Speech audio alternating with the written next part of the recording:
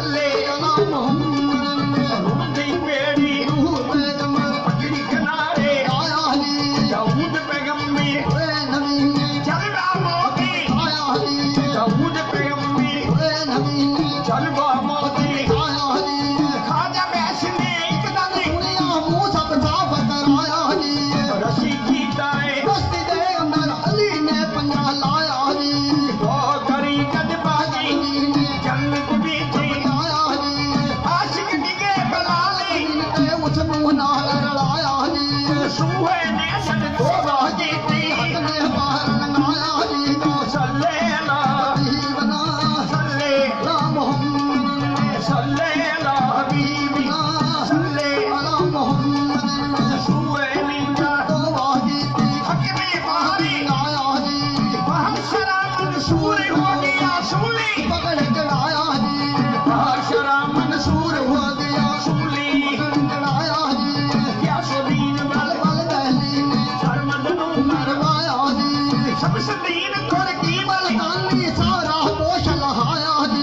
मारो मार के भुली मोटी दुनिया नू तरफाया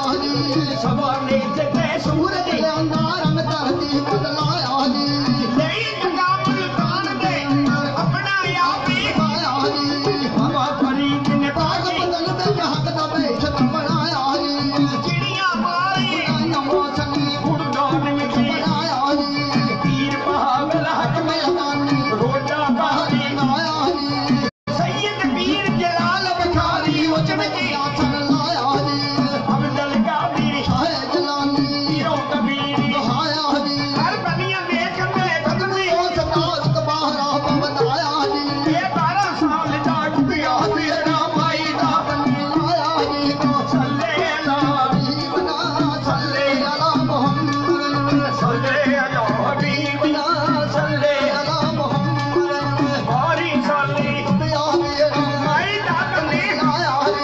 शरफुद्दीन अबू अली कलंदर जिन्नारी अमर खाया शरफुद्दीन अबू अली कलंदर जिन्नारी अमर खाया तीन जनाजे बड़े हो सके तेरी जगह समाया खुदा खड़ा करना पानी हक जा चंदा लगाया हाजी रंगन ने गुगे पीर दे पंजाबी दा लाया दित्ती हिंद बले रोशन गोडरी तो उठाया अलाउद्दीन अली अहमद सांबर कलियर बाग सजाया खाजा देख निजामुद्दीन दिलिया तो दबाया जदी साहब बंदगी ने बचा कुंजा नाल रलाया दादा होए उखरा हो बनाया खाजा दादा गंज बादशाह राखाई हरन गाया नौ मीर दी झूठ न बोलिया लिखी हाथ चलाया सादा औलाद फिर दे की रंग बताया सईद बाबा तार कादरी नशे का दूध पलाया ये चांदी चांदी लाल सकी सरवर गड़न लाया सल्ले अला हबीबना सल्ले अला मोहम्मद चांदी चांदी लाल सकी सरवर गड़न लाया बड़े बड़े कई तुमला दे दुनिया पे आया बड़े बड़े कई तुमला दे दुनिया पे आया पीर पैगंबरी बोली आया थे कोई रहना ना पाया बेड़ा कुल जहान दार भर के बंदे लाया मेरी गाड़ी या मालिका इतना तेरी आया ये सब नबियां तो अफजल रुतबा बाप मोहम्मद पाया सल्ले अला हबीबना सल्ले अला मोहम्मद सल्ले अला हबीबना सल्ले अला मोहम्मद इधर मारी जी लैट मारी सी ते बंदे खड़े आ हवा तो अगे ही बंद आ चलो जिन्हों जगह नहीं मिलती इधर आ जाओ